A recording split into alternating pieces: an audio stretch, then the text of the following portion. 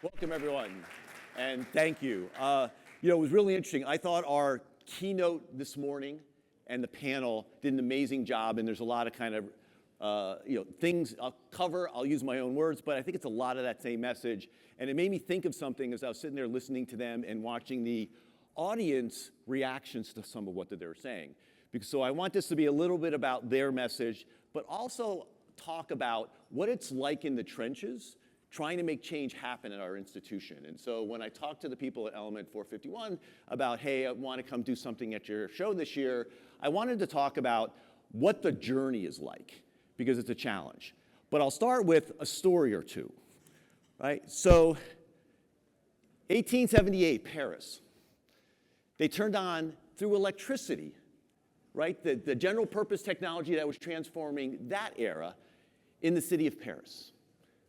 People came from around the world to see the city, and it was described by one person who wrote about it as a moment that transformed what it meant to stroll around the city of Paris. And people started copying it, taking it back. The people from Berlin took it back. The Americans, we took it back. And it was then, 15 years later, 1893, that two gentlemen, George Westinghouse, Nikola Tesla, beat out Edison and J.P. Morgan to light the World's Fair, where they lit the entire city up for the first time. So it was the inspiration that we saw of one example transformed. But it was only what they learned from not getting that contract that Morgan and Edison went back and lit all of New York City through what we know now as the electrical grid concept that we all pull our energy from for our homes. And so it has to do with that. There's a moment that kicks it off. Some of you in the room may remember this moment. 1994, grad student by the name of Mark Andreessen at Illinois Champaign, Urbana, came out with this thing, didn't even have a name. They called it a browser. With this thing, connected to this thing that we came to know as the internet. Real story. Not long after this, I was in a job interviewing to get into consulting, and they said, tell me, what do you know about the internet? And I said, well, I've played with a few message boards, I got some friends that are involved. Is it a requirement for the job? How crazy does that sound? But at the time, it wasn't crazy, it was the new thing. I told our students that story, and they thought I was joking or smoking something, right? Then I showed them this, a couple years later. Right, this was kind of a little bit more of what people understand the internet, what the internet was. The Netscape 1994, not so much. And he said, what's that thing at the top in the middle, that Google? I said, oh, Google was a plug-in back then. He's like, no way. No Chrome? Hell no. It was a plug-in until Eric Schmidt said, there's no future in a business as a plug-in. We need to have our own browser. And they developed the ad model, which now has made them the company that they are today. And so, the moment was Netscape bringing out this thing called the browser that then evolved everything that came after that. So when I saw this, and someone brought this to me about a week after it launched, it was like a deja vu moment for me. Because I was one of those young professionals running around the country after the internet launched, saying, you need to pay attention to this new technology, this new medium. It's going to change the way you run your business. And I would get comments like, son, because I was that young then, why would I ever want to put up, what did you call it, a website? Customers will always order out of my catalog and walk into my stores. Or the enlightened person who walked in and said, I have 3 tire stores in the Cleveland area, but I have this vision of selling tires all across the country through this thing called the internet. Can you help me? Guess which one of those 2 businesses is in business today? So when I saw this, I said, this is one of those moments, the moments of Paris, the moments of Netscape, that are going to reshape the world. And it's a long game. And so I went, and I knew from what I experienced in the internet era that I was now on the other side of the table. I was one of those old people who said, I don't understand this thing that's coming at me. So I did what you can do at a university. I hired 2 graduate students to come in and mentor me on what this thing was. And what I realized very quickly was I personally was going to have to rewire my brain on how to think about what this thing was possible to do, and then figure out how I was going to talk to my colleagues about this, because now I was an institutional leader. It wasn't enough about keeping it to myself. I was responsible for figuring out in my role, what is our institutional strategy? So we built a picture to tell a story. That story was about, hey, this is going to affect everything, so everything's on the table.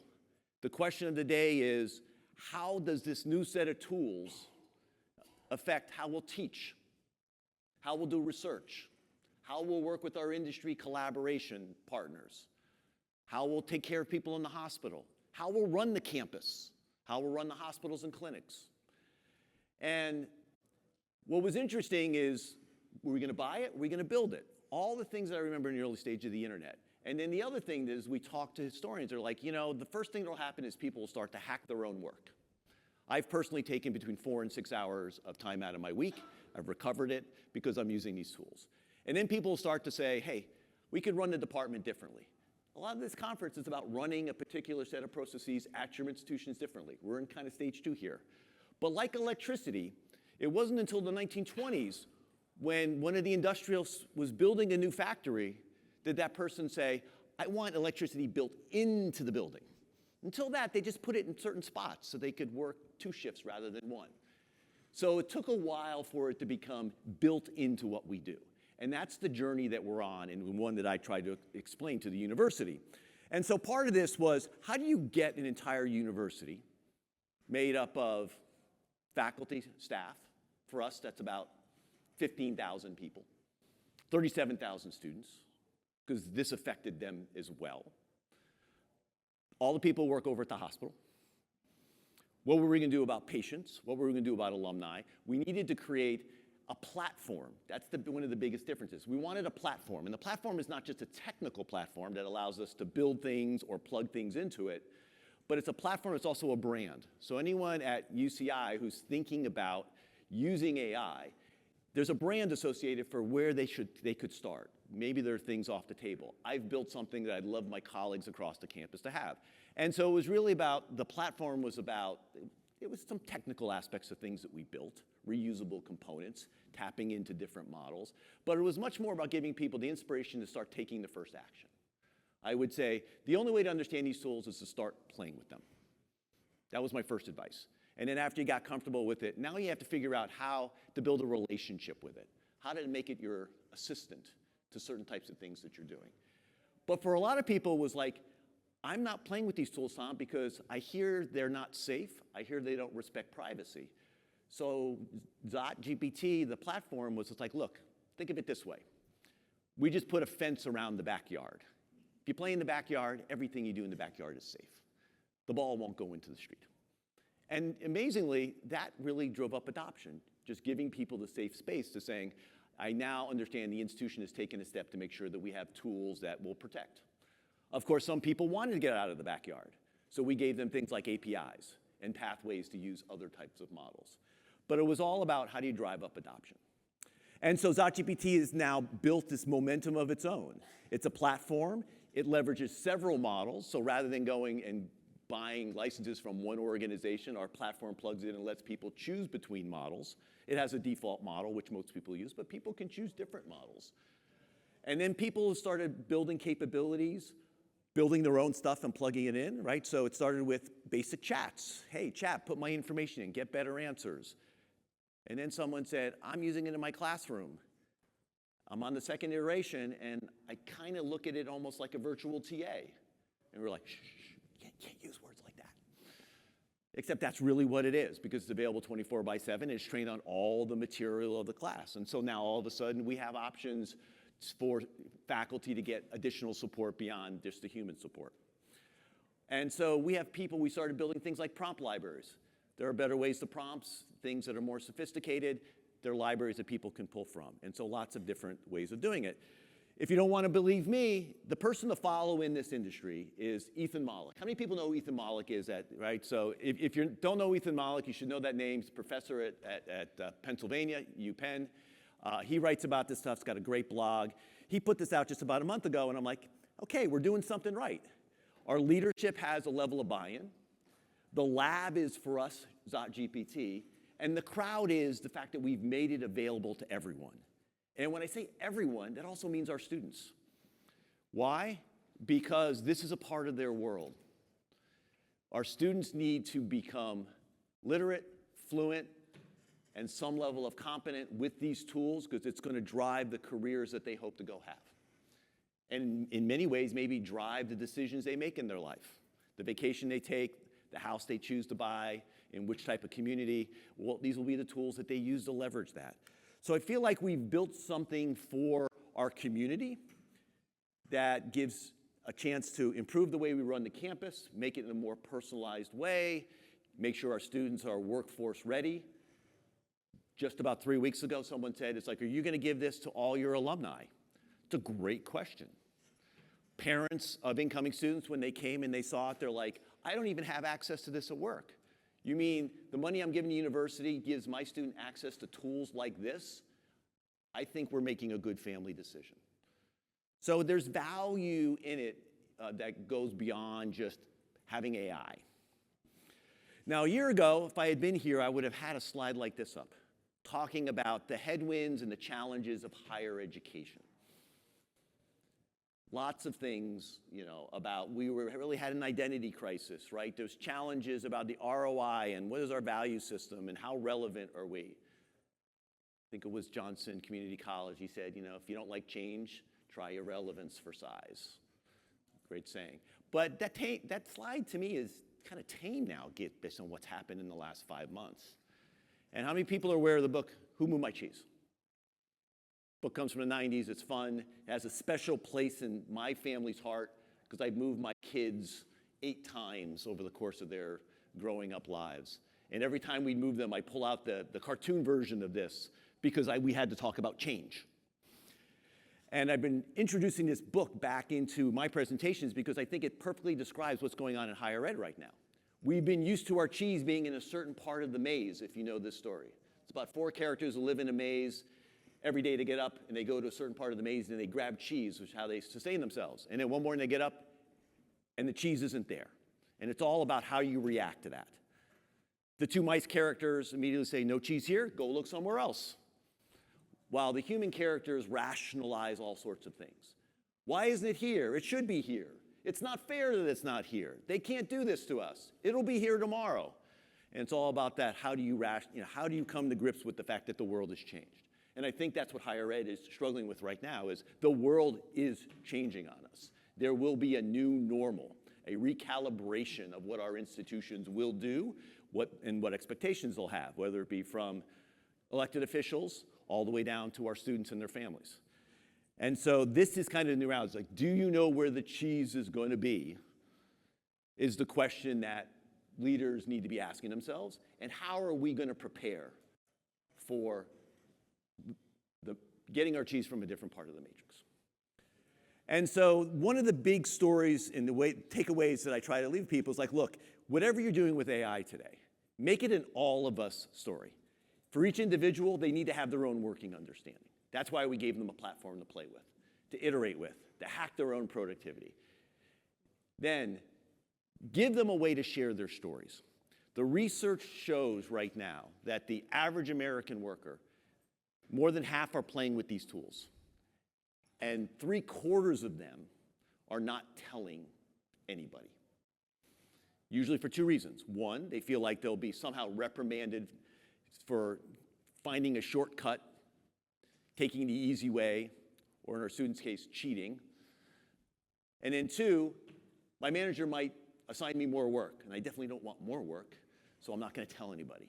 But if you're an institutional leader like me, and you're thinking about how do we innovate faster, it's all about storytelling. It's always about, I say, find your innovators, hug them, tell them they're special, ask them what they need to succeed, and after they succeed, put them on stage to tell the story of what they've done so others can start doing it too. That's what institutional leadership is about. Not just saying, oh, it's nice you're doing this, keep it to yourself. No. And so it's an all of us thing. Some of our best innovations was mentioned this morning. I thought this was a great comment. It's like when change is happening very fast, when technological change is happening fast, we learn from our kids, or in our case, our students. Some of our fastest innovations, we've turned our students into innovators for the institutions, especially around student experience, because it's their institution, it's their experience. And so I had some at a trade show recently. We had downtime, right? We had kind of a booth like you'd see here, and we had some downtime in between. I'm like, what are you doing? It's like, oh, we're taking the chatbot and we're bringing them together and we're creating agents in their downtime. And I looked over their shoulder, being the student at that point, and going, how are you doing that?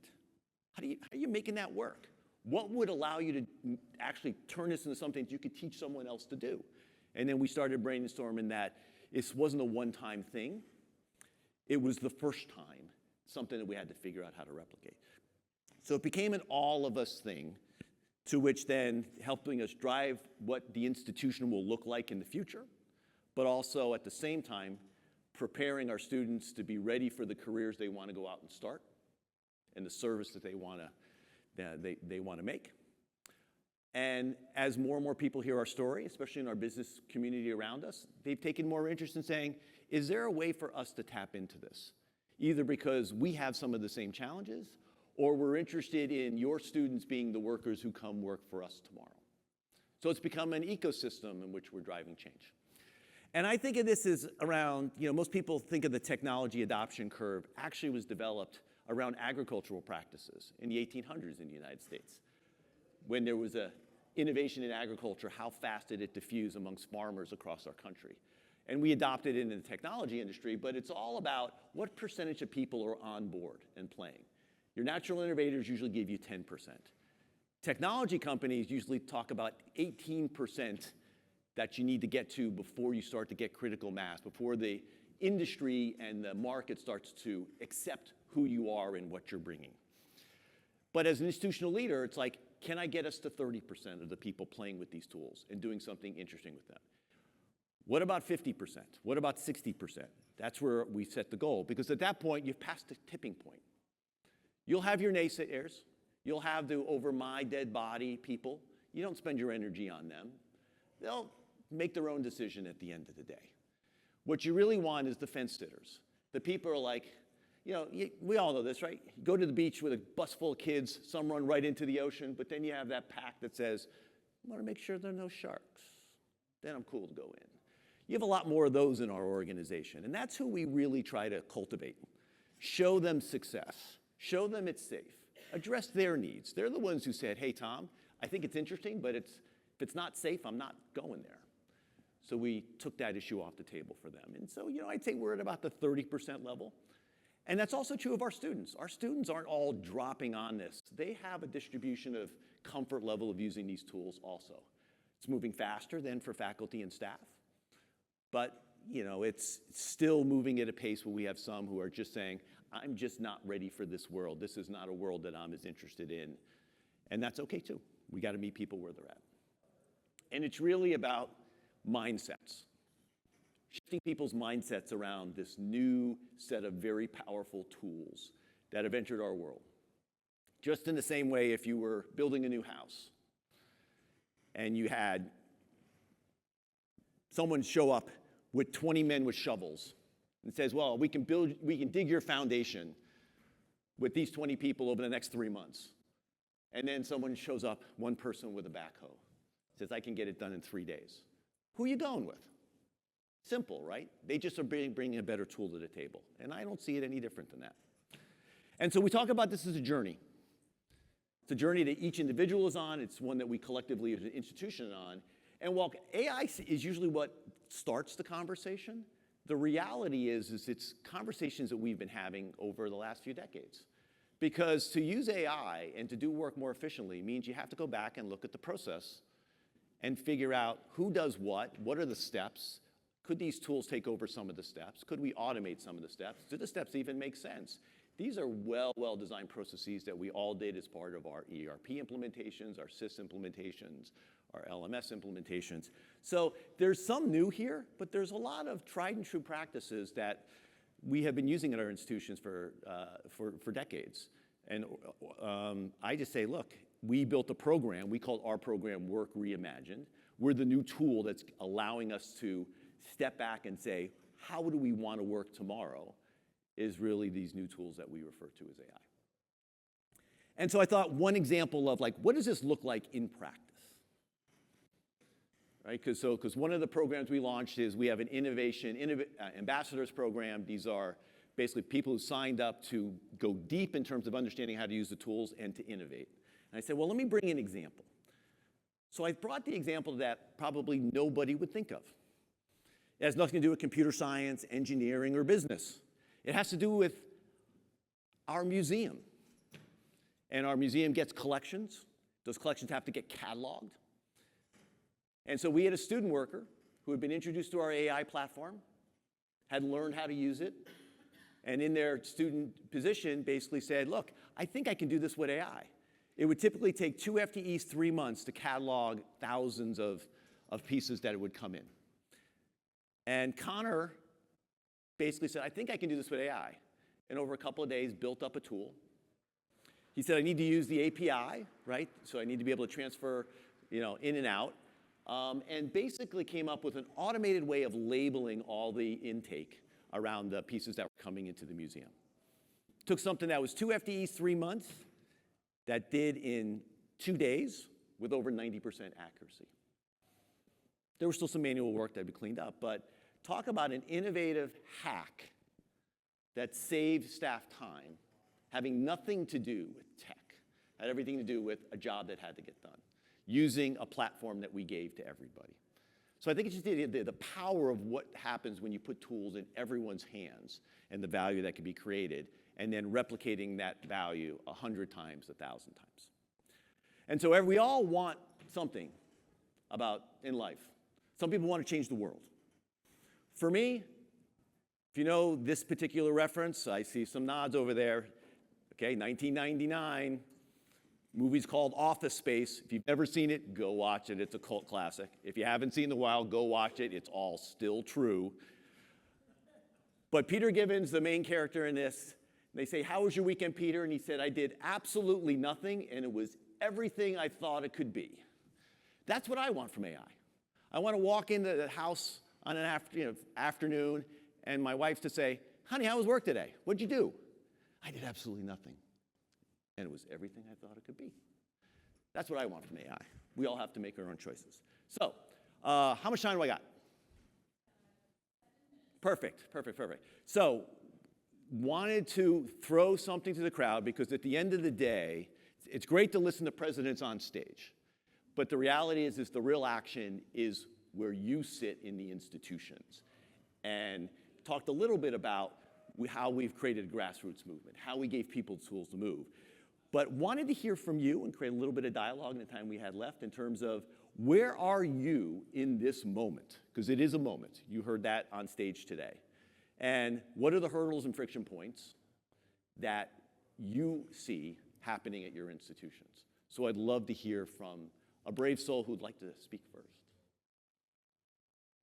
So my name is Leo Sanchez. I'm from Criswell College. So the previous institution I worked at, they are not aware about AI, very little. I mean, from students, yes, from their assignments, obviously. But in the recruitment admissions perspective, the different platform, they don't use AI. And that's what's going to be, they're pretty much 10 to 15 years behind. Mm-hmm. And then now I'm working here at Criswell College and learning about how AI can help with admissions, recruitment, and just hearing about each step. How long will you, I don't know how, what can be a good encouraging way for me to learn about how I can get used to AI like this year, because I'm starting to use ChatGPT this year alone, so yeah. Yeah, I think the key is give something to put in their hands. I mean, again, and sometimes there are a lot of institutional barriers. I know even some IT organizations, they want to block things. They're afraid of the bad things. And we took the attitude of, we need to put this tool in people's hands. We don't know everything they're going to do with it, right? But one of the things interesting to me is the first chatbot we had was in admissions. And then it was financial aid, and then student affairs, right? It was the combination of, we let the innovators go do what they do, which is innovate. And then we said, tell your story to your colleagues. And it was interesting enough that people stepped forward and said, I want to do what they're doing, right? And what happens is you hit a critical mass, and then all of a sudden the ball starts rolling faster than you can ever imagine. That's what our experience has been. So the key is like, how do you get your innovators the opportunity to take the first step? If you can get them going, and again, watch them closely, do what you can do to make sure they're successful. I talk about this concept that I'm able in my institution to provide what I call air cover, right? So people don't have to report to me on a reporting line to get my air cover. If you want to do something interesting, let me know about it. What are you trying to do? What do you need? They might be in student affairs, right? They might be in the School of Social Sciences. But my job is to make sure our innovators have the space to innovate, and then when they do it, cross-pollinate to other parts. But get people off the starting line. You'll be surprised how quickly it can move. Yeah, thanks. Yes. So I'd say one pain point is having things work as expected. So when we're dealing with the population who's already kind of weary or on the fence, just definitely having the expectations met of, no, this is possible, because sometimes those little roadblocks and bumps will deter groups. So I'd say that kind of goes into really good training and having the bandwidth to support and provide real high quality training. Yeah. I think it's a great comment, right? So a couple things that I see from a kind of institutional vantage point. We have a risk aversion challenge in higher education. It's like, nothing can go wrong. Nope, can't go wrong. Versus, we're at a stage right now, and you heard a president saying on stage, it's like, I don't know where this is going to lead us to. And I think having that, kind of latitude to say, let's just go try, right? That's why, the slide I had, we started with experimentation. And it actually plays to something we do really well in higher ed, right? We use the term, let 1,000 flowers bloom. So that's where we started. But we had a second chapter to the strategy, which is once we let 1,000 flowers bloom, then figure out which ones took root and double down on them. Because you can't let 1,000 flowers bloom forever, or you look like what most of us look like today, right? So you have to have the second element of the strategy. And so ours was, we need to let 1,000 flowers bloom. And then the ones that work, double down, make sure they can be successful, and then tell your story and cross-pollinate. So there's an organizational psychology here to work with, which is why you got to put that psychology in everybody's head and then figure out when the antibodies come to attack, where does I call it air cover, but where does your institutional leadership support come from to basically say, it's okay, let them keep going. Yeah. Okay. Joshua with Texas A&M University, Texarkana. We're using AI. We're beta testing something for our system. So how do you, would you recommend approaching a very cautious IT team and a CIO in providing data when the push is not from 2 levels above them for you to be able to do something, but to convince them that what we're doing is right when they may not believe it? Launch a cyber attack, they'll be distracted, you can go get it done. I said it on camera. Okay. Now, it's always hard when you have, like organizational resistance, right? What I say is like, we're very diffuse organizations. There are pockets of innovation already going on. Find them, figure out what they're doing, how you can piggyback on them. There's nothing better than having the organizational support from the top, but we're not always in a luxury of getting that. But I will say this, I consider myself a recovering CIO. Because I've had the role, it's a hard role, really never want to have it again. That's why I'm Chief Digital Officer, is I can leverage those resources, but I really take a different focus that's very, very mission focused. What I would say is, find the pockets where people are innovating, use what the IT organization is not responsible for, which is mission, student success. They have to be enablers of that, and if you make the strong enough case, then IT will fall in line. They're not going to go against the organization for long if they're not aligned with things that the institution considers top priority. Sure. Mark, I'm from the Milwaukee Institute of Art and Design. We are an art and design school, and more than half of our students are terrified of what AI is going to do for their job prospects and anything to do with generative AI. So one of the big things that we have is everything related to AI is getting lumped into one giant pile, and that we have, at least our incoming students, we have significantly students who don't want us to be involved in AI. It's coming from the high school students even, who you'd think would be the ones who would be more involved. So we have a broad climate issue that is not able well to distinguish between what we're talking about for elements and what is happening in the classroom and beyond. Yeah. So when you say all the AI is being clumped together, is that a negative or a positive as you look at it? I would say it's certainly, there's people on the whole spectrum, but overall I think generative AI is so potentially devastating for the creative industry. Yeah. That's I would say more pervasive. Yeah, I mean, I think it's, again, it's another great example of the industry is facing some existential changes that are really about who the cheese is moving, right? I like to point people, it's like, look, Einstein once said, creativity is much more important than knowledge. And if you think of that statement, it's like the knowledge is now being curated for us. What's going to be really important in a world where knowledge has been figured out, curated, accessible at zero cost or near zero cost? Your creativity. And that's what art students and creatives come to schools for, right, is to develop that creativity. It's just taking on a really different form. And so I think trying to reframe, and I know like when I get in front of those audiences in my school, and it's like, we're going to talk about a reframing here. It's not that creativity is going away. It's just that you're going to access it in a very different way, potentially. And that's what you can build your uniqueness around. But it's a sell job, for sure. But creativity, to me, and the generalist, absolutely, those concepts are concepts to really lean in on. When I talk to young people, creativity is going to be more critical than ever. And then the generalist, I think, does win, as the comment that was made this morning. So. Awesome. Thank you so much, Tom. Another round of applause for Tom. Thank you. And thank you all for participating.